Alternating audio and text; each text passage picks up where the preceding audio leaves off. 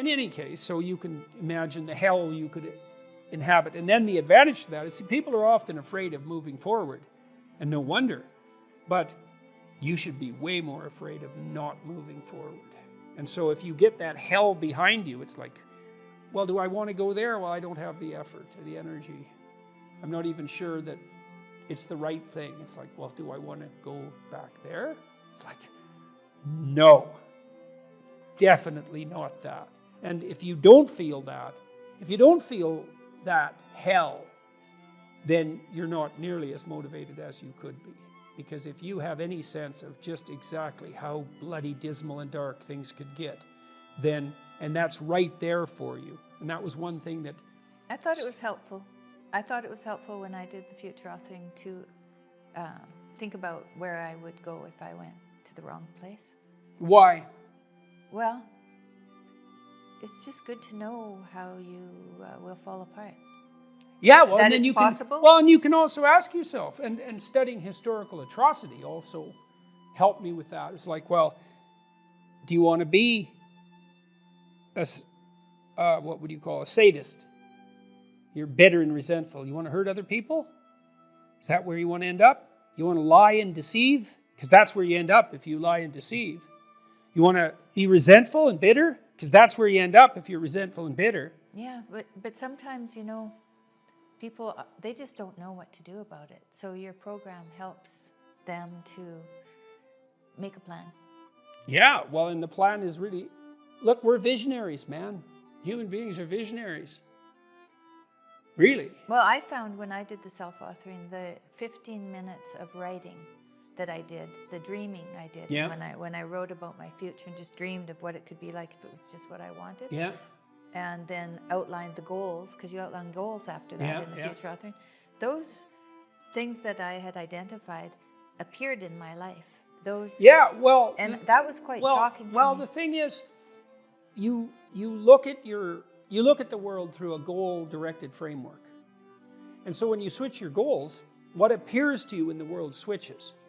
It's mystical in a sense, but in another sense, it's just understandable. It's like, well, if I look that way, I see the TV and the couch, and if I look this way, I see you in the chair.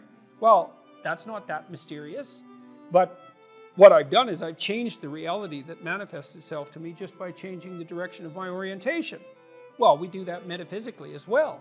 And so, for example, if you decide that you're going to be courageously trusting towards people when they offer you an opportunity, even though you're skeptical and timid, but you decide, no, I'm going to have some faith in people, so I'm going to be courageous and trusting, then when they open a door to you that's an opportunity, you'll think, oh, that's a door I could walk through, instead of thinking I'm moving into a trap. And it's the same reality in some sense, but the way that you're interacting with it changes. Well, it can change. It can invert. It can change so radically that it barely looks like you're living in the same world. There are a lot of potential interpretations that you can validly lay on the world. And some of them are extremely positive, and they still work. And wouldn't that be lovely if you could lay an incredibly positive vision on the world in a calculating and strategic manner, not an instrumental manner, right? Because you're aiming at something genuinely good, and that would work. And that is how the world works. One of the things I loved about my clinical practice, I loved this. It was so good, and I miss it. We were always working. The best parts of me and my client were working together to make everything about their lives better. And it worked. You know, like I had lots of female clients who tripled their income in 4 years. They didn't even think that was possible. It's like, well, I don't make enough money. I'm barely making ends meet, single mothers. I have no idea what to do. I don't like my job. It's like, well, let's make a plan here. You know, what do you want? Well, I'd like to make this much money. Why don't we double that? And just, because you're going to aim at something.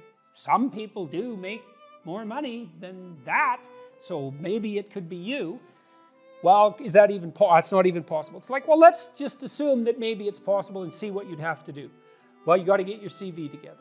Well, it's full of holes. Okay, well, let's fix the holes. Okay, now you got to get a plan. Well, I'm not very good at interviews. Okay, let's practice interviewing till you're not just good at it, you're looking forward to it.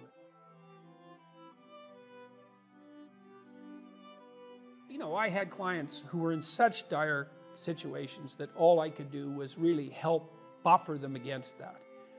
But they were a minority. I wouldn't say more than 5% of my practice fell into that category. Everyone else, it was like just rapid improvement on all fronts, And that's such fun. And there isn't anything more practical. This is the thing, too. There is nothing more practical than developing a vision. It's not some pie-in-the-sky exercise.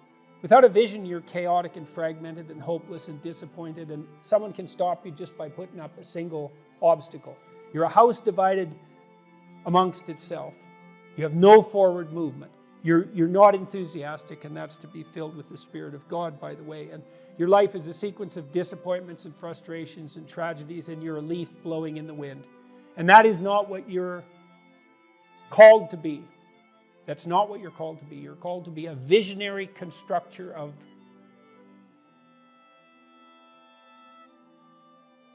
the paradisal vision. Mm-hmm. Really, that's who you are.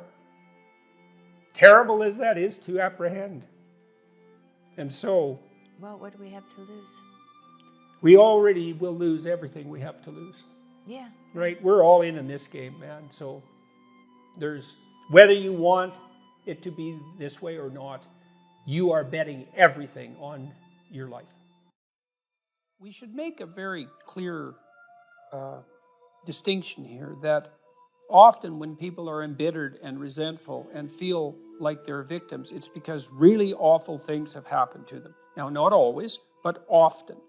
And so then the question is, well, if you're in a situation and something really awful is happened to you or has happened to you, then, well, why shouldn't you feel like a victim? And is there a better alternative? And part of what you were trying to lay out in this part of the book is what those better alternatives are. So part of looking for that hero is to find out from someone else's example. In your case, it was your mother, but these other sources that you described, of people who were in a sort of hell, in an undeniable sense, but who chose in a very real way to make it as good as it could possibly be given the circumstances. And so they had to turn to sources of power, let's say, and strength and fortitude and resilience that weren't, in some sense, obviously associated with the catastrophe. I mean, in your mother's case, it's a pretty tragic situation. She's a young mother, she has young kids, now she has breast cancer, and she fights a losing battle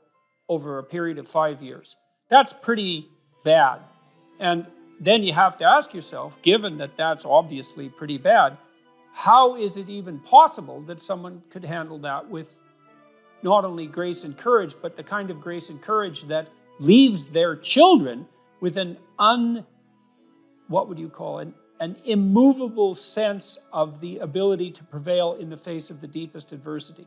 I mean, that's really something. You said here, thousands have come before you, and they did just fine. So quit your complaining. And it's not because you have nothing to complain about. That's not the case. It's that that's not the right approach.